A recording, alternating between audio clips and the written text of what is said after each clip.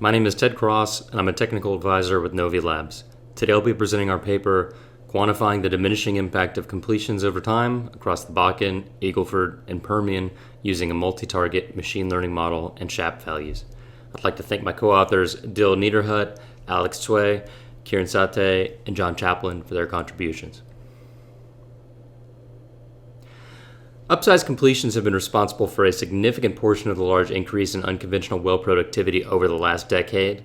It is generally understood if you go out and talk to completions engineers, reservoir engineers, geologists, etc., that these large completions will have their largest impact earlier in the life of the well on things like peak rate, 90-day production, 180-day production, etc. But the extent to which these decay through time can be difficult to quantify with existing methods. So is it 100% impact on day 90, but only 10% on the 30-year cum? That's a tough question to answer. Multi-target machine learning models that forecast a time series of production combined with explanation data sets like SHAP values, however, can provide a view into how the different completion design parameters impact well performance through time. In this study, we'll be comparing the time variant impact of completion design across several unconventional plays. The plays that we look at for this study, we have the Bakken Three Forks in the Williston Basin of North Dakota, we have the Wolfbone in the Delaware, the Wolfberry in the Midland, and then the Eagleford of the Texas Gulf Coast Basin.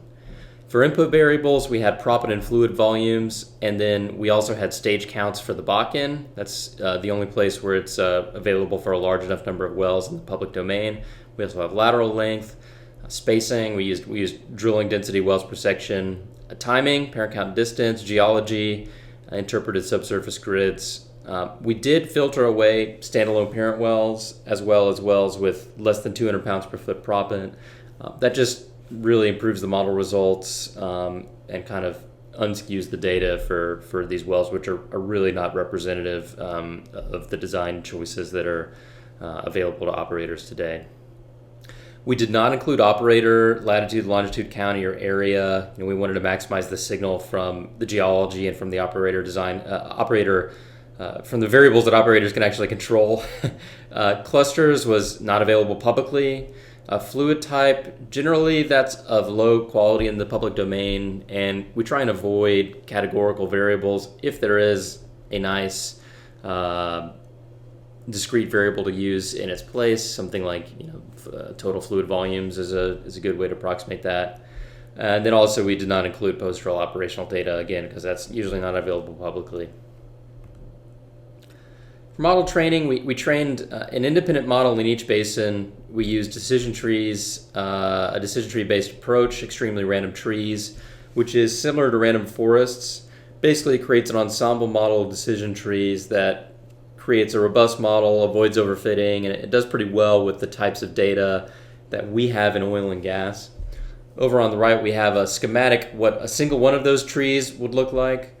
You start with all of your training data within one bucket up there at the top. You then split it according to one of the training variables. Here I have water saturation just as an example. We then trees then break it down onto another variable, like let's say pounds per foot, proppant loading, and then it can keep going on and on beyond that. But the idea is that at the end of each of these trees, rather than having all the wells in one pile with a certain average value, you've now discriminated them into different buckets, each of which has a different average value. So now you can kind of better understand what kind of the average production would be of wells meeting certain sets of properties. This is just one tree. The way that these work is that the models build thousands of these trees. They can be very deep, very wide. They can use variables multiple times. It's a very powerful method. So we targeted, or AKA we tried to predict a 36-point vector of monthly cumulative production going from 30 to 1080 days. So that's very important. I'll talk about that more in a bit here. And then in order to understand how the model is coming up with its predictions and what the impact of individual features are on the model predictions, we derive SHAP values. And I'll also spend some more time discussing those with you. First, I want to cover multi-target models. This is the basic concept for any machine learning is that you have a set of rows, or in our instances wells, that they have each their own ID or unique well identifier. And you have a set of input features or variables that the model is using to train it. That's going to be similar whether you have a multi-target or a single target model. But a single target model is trying to use those different features to predict a single production value. So commonly you might hear IP365, EURs, peak rate. Those are common ones that you'll hear where the model is just trying to predict one number. For a multi-target model, the model is predicting a vector of production values going over a certain, in our case, a certain range of time steps or dates. So we predict going from IP 30, 60, 90, in this instance all the way up to the 3-year cumulative. So we have a production curve rather than just a single point in time estimate. And so what that allows us to do is to quantify over that curve how much things like proppant loading will impact those forecasts. So the next component, we have our multi-target. Next we need to talk about SHAP values because that's the other critical component to this study. These are named after a guy named Lloyd Shapley. He was a mathematician who was attempting to answer the question, if a bunch of people work on a group project together, how much credit should each one get? He would win an economics Nobel Prize for this later, and he joked that he never considered himself an economist. He never took a course in economics, funny, dry-humored guy, but definitely had an impact. And his work was rediscovered a few years ago within the machine learning community, where instead of trying to estimate how much people working on a group project get credit, now it's training variables working on a forecast. How much credit does each of them get for what the forecast is? And so that explanation or the impact on the forecast is known as a SHAP value. So for us, that'll be in units of barrels, and that'll represent how much the feature impacted the prediction in a positive, negative way. And it is compared to the average training well. So this is a positive or a negative force compared to average, in this case within each basin. And in order to kind of magnify the impact of this on rates, we'll be taking the first derivative of the cumulatives to get kind of the impact in terms of barrels per day or the impact on the rates, the production rates. So for the SHAP values, we generated those for each well. Remember, it's for each training row, for each completion design parameter. I mean, they're also generated for the geology and the spacing and all those other things. But we're focused on the completions here. So it's also for each IP day and for each stream. And we have an example over here on the right, a plot that maybe will help you understand how these are working. And on the right, what we have here, each dot is a well. On the top panel, we have, that's at IP 180, and at the bottom, that's at IP 720. On the x-axis, we have that well's proppant pounds per foot intensity, going from 0 out to 3,000 pounds. On the y-axis, we have the impact of that proppant loading on the model forecast of barrels a day rate at that IP day. So 180, 720, the impact is basically, okay, plus or minus, 80, 100 barrels, day 180, plus or minus barrels, minus 25, plus 25 at day 720. Actually, a little bit lower than that for the main part of the distribution. And then the light gray wells that you see there, those are for the Bakken model, and the red wells are for the Delaware. So just looking at this, you kind of have this, nice curve up as you increase the proppant intensity in the Bakken, and then it hits a point of diminishing returns at around 1,000 pounds per foot there, and that kind of slowly decays off. At the Delaware, you get kind of a much more gradual impact of the proppant loading, and it doesn't really reach that point of diminishing returns for at least at IP 180 until nearly 3,000 pounds per foot. Also, if you look at 180, we're seeing a higher average impact on the whole in the Bakken for that proppant loading compared to the Delaware, just slightly. Whereas at IP 720, we see the Delaware impact is beating the Bakken impact. We see a greater range there between the highest and the lowest completions intensities. We also see that the point of diminishing returns for each of these has moved back ever so slightly, going from right around 28, 29, maybe 3,000 pounds per foot there at 180, moving back a little bit there for the Delaware. And you could maybe convince yourself that's doing it for the Bakken. Might not be quite as obvious, but that's kind of one way to look at this chart. We're going to be taking these SHAP values, and in order to look in more detail about how they vary through time, we're not going to be looking at them in this space, but this can give you a conceptual framework that somewhat maps to standard sensitivities that you might use in your daily work.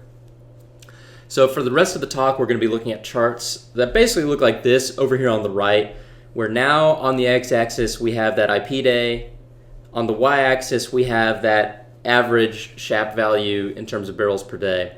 So average here, beforehand we were looking at each dot being an individual well. Now we're taking the average SHAP values for all wells that fit within a given bin for that completion design.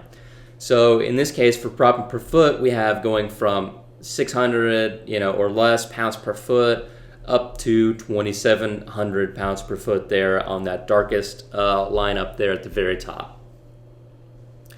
The y-axis, again, that's the barrels per day, so that's pretty much the same as what you saw on the previous screen. So just reading this, you can see, okay, the model thinks that in the Delaware, more or less, in average, you have around 150 barrels per day kind of peak rate impact there from the proppant loading alone, proppant intensity alone, and then as you get out to that later and later time, that drops to something more like 18 barrels a day. So that's the way to read this. So now we'll kind of expand this out to look at some other plays. One final thing before we get to that. This is a reminder that this is just the average, and if you have different rock quality or lateral length or spacing, you're going to get different impacts, of course, on an individual well basis. But this is still, extremely useful to look at in aggregate. So now we have that same plot. We were basically just looking at this kind of top right Delaware plot previously. Now we have Bakken, Eagle Ford, and Midland have been added into the plot. If we compare these different basins, we see that the Bakken has the most decay through time, where we have kind of the sharpest fall off and then the most minimal impact out there at the latest IP days. The other plays have roughly similar kind of profiles in terms of their decays. Maybe you tell yourself that the Midland or the Eagle Ford have slightly faster decay than is felt in the Delaware. The other interesting thing that we see here is that it actually takes a little while for that peak impact to build in the Delaware, whereas in the Bakken, whereas in the other basins, it's kind of more of an immediate impact. Just something interesting there.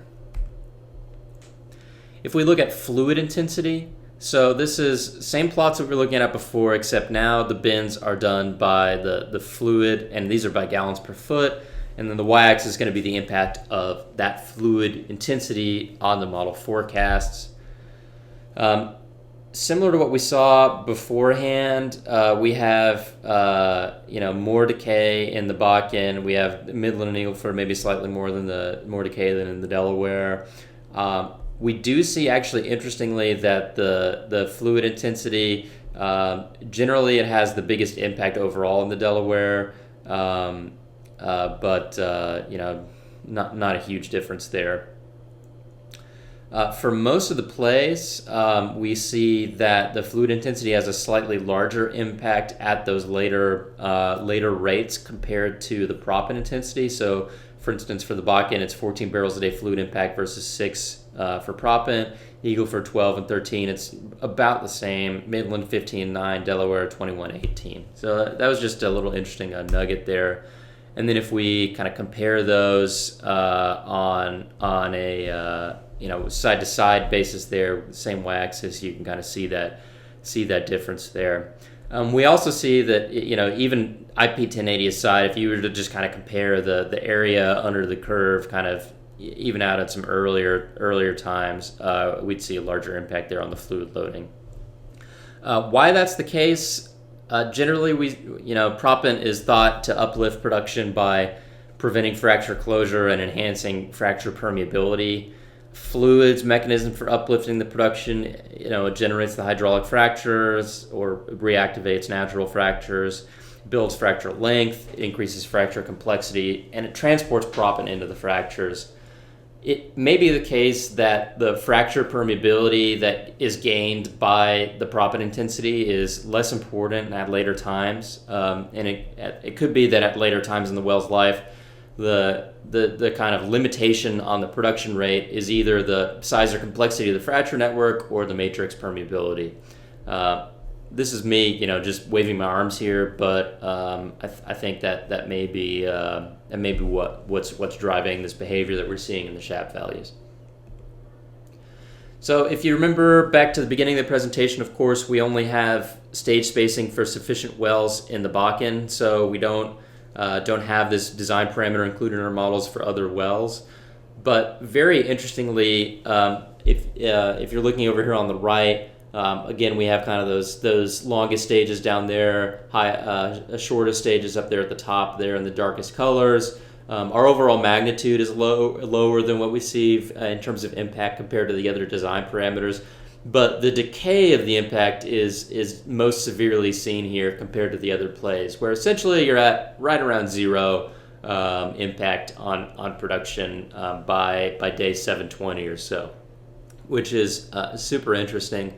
I will say that if the other plays have a similar impact of shortened stages to what we see in the Bakken, if you were to kind of subtract out this impact, this style impact from the proppant or the fluid loading, we'd see even more kind of continuous impact through time of those design parameters in the other play. But given how different the Bakken is compared to those other unconventional plays, I can't really say that with high confidence. The Bakken, of course, higher permeability. We're in kind of the microdarcies, lots of natural fractures. So in a lot of ways, it's very different than the other three. So one kind of question out there that is commonly debated when discussing the role of upsized completions is how much are they accelerating your recovery versus improving the recovery? So if your well was ultimately going to produce 500,000 barrels, let's say, how much is the upsized completion doing in increasing that up to 700, or is it just taking some of those barrels that would be produced later in the life of a well and accelerating them to early? Here again, if you remember, we saw the most decay in completions impact for the Bakken, and so we're looking. These are Bakken completions charts here. We're looking at these more in terms of what we saw earlier in the presentation, where we have the design parameter on the x-axis, and then we have the impact of the impact on the rates on the y-axis. And the light blue there, that's the impact on IP90 rates, and on the red we have IP1080. What we see is that these most intense designs in terms of proppant intensity compared to kind of 1,000 pounds per foot or so, you see still a nice impact there on the IP90 rates. That actually looks maybe like it's dropping at least negative with respect to 1,000 pounds per foot by IP1080. Definitely not something that I would hang my hat on necessarily, but it's a hint of negative rates. We don't see it dropping all the way below zero though, so that it totally changes its direction. And if we look at the stage spacing, it's basically just purely flatlined by IP1080 rather than showing something negative. So to me, this is indicating that at least so far we're not seeing really any signal in the SHAP values for end member one of accelerated recovery compared to improved recovery. But again, these are we're just looking at the first 3 years here, right? And as the more intense completion designs get to later and later in their life, we'll have more data to help answer this question. So in conclusion, this technique that we've shown you here of multi-target machine learning models combined with feature-level explanations provides estimates of the changing impact of completion designs on production through time across these 4 unconventional plays, although you can also use it really for of course, other plays that you're looking at or other study types. We saw completions impact diminishing fastest in the Bakken compared to the Permian or the Eagle Ford. I will say that in the Bakken, North Dakota, you have not daily, but you have well level production, whereas in Texas, of course, you're dealing with lease level production that has to be allocated. So it is possible that allocating production kind of obscures how the well level production changes over the life. So it could be that in the Permian or in the Eagle Ford, that production would diminish faster if you actually had daily well-level production to analyze. So something an operator could do here, definitely on their own time using this approach. However, in most plays, we do see that fluid intensity has a clear longer-lived impact than the proppant intensity. We didn't find any evidence or in the SHAP values of upsized completions having a negative impact on production at any point in time, although as I discussed, as we get to later and later in well life, we might actually be able to find that. This method could also be employed by operators with access to proprietary completions information like cluster counts, frac rates, etc., to build a more comprehensive view of how this set of design parameters that are available to operators, how each of those impact changes through time. This was a very nice study, but we were limited to public data. So thanks everyone for listening today. Finally, I want to thank Wood Mackenzie for providing us the data used in this study. Couldn't have done it without them. It was a very, very useful data set to work with. Thank you all for listening. Please feel free to send me any questions that you have or any thoughts about the study or ways that we can improve it. Thank you.